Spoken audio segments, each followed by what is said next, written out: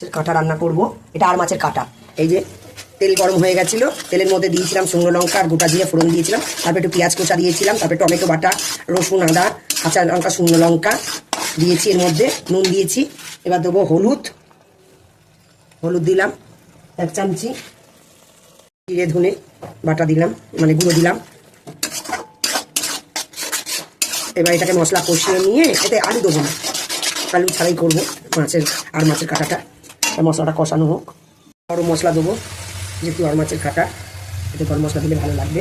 1.5 চামচি মতন দিয়ে দিলাম।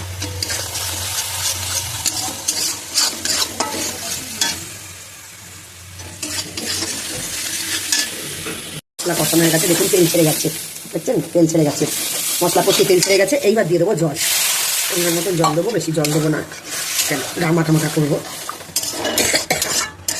আর মাছে বেশি ঝোল ভালো লাগে না।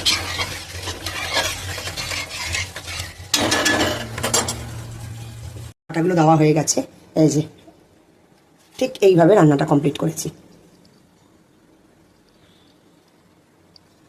আজকের এই পর্যন্ত, টাটা।